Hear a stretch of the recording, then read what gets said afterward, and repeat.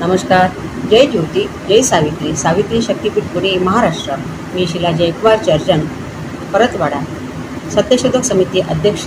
मैत्रिणींनो, 31 मे अहिल्याबाई होळकर यांच्याविषयी मी आपणासमोर आपलं मनोगत व्यक्त करणार आहे. अहिल्याबाई म्हटले की दानशूर, कर्तृत्ववान, धर्मपरायण व कार्यक्षम राज्यकर्ती आपल्या डोळ्यासमोर उभी राहते. त्यांचा जन्म चौंडी या छोट्याशा गावामध्ये झाला. माणकोजी शिंदे आणि सुशीलाबाई शिंदे या दाम्पत्यांच्या पोटी जन्माला आलेलं हे कन्यारत्न. त्यांच्या बालपणीच बालविवाहाची पद्धत असल्यामुळे त्यांचा विवाह वयाच्या 8व्या वर्षी झाला. स्त्री शिक्षणाला मुभा नसली तरी त्यांच्या वडिलांनी त्यांना लिहायला वाचायला शिकवलं. कुशाग्र बुद्धीची देणगी त्यांना मात्र जन्मताच होती. त्यांचे वडील म्हणजे ते दाजी म्हणायच्या. आमच्या वडिलांना आम्ही दाजी म्हणायचे असं त्या सांगत. गावचे पाटील, रयतेचे न्यायनिवाडे, सल्ला मस्तक हे संस्कार त्यांच्या बालपणी त्यांच्यावर झाले होते. भातुकलीचा खेळ खेळताना मात्र त्यांचे वडील म्हणायचे, आमची लेक राजाची राणी होणार आहे. अहिल्याबाई होळकर यांनी 28 वर्ष राज्य केलं. लग्नानंतर काही दिवसातच मात्र खंडेराव होळकर म्हणजे त्यांचे धनी कुंभेरीच्या युद्धामध्ये मारल्या गेले. त्यावेळेला सतीप्रथा होती.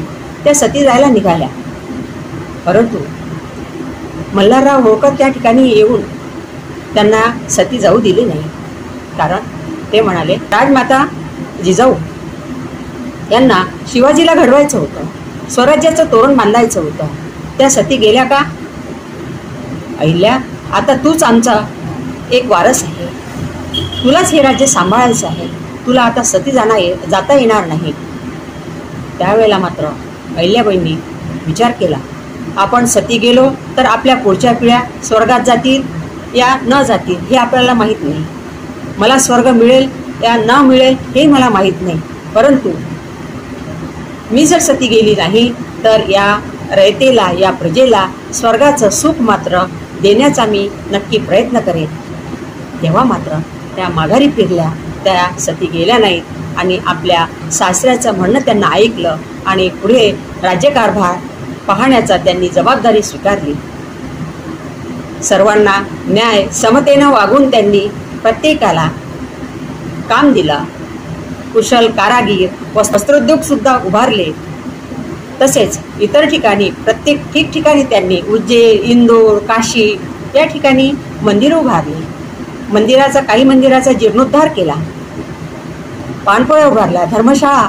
अशी ही आदर्श राज्यकर्ती म्हणजेच अहिल्याबाई होळकर होय. अहिल्याबाई म्हटलं कसं त्या सत्ताधारी होत्या, परंतु सत्तेची स्पर्धा कधी त्यांनी केली नाही. राज्य सांभाळलं पण सिंहासनावर कधी बसलं नाही. अशा या अहिल्याबाई इतिहासामध्ये त्यांचा 18व्या शतकाच्या मराठ्यांचा जो इतिहास लिहिला गेला त्या इतिहासाच्या सुवर्णपटलावर आजही मात्र झळकत आहे. आणि अशा या अहिल्याबाई होळकर यांना त्यांच्या जयंतीनिमित्त मी त्रिवार वंदन करते. जय ज्योती, जय साई.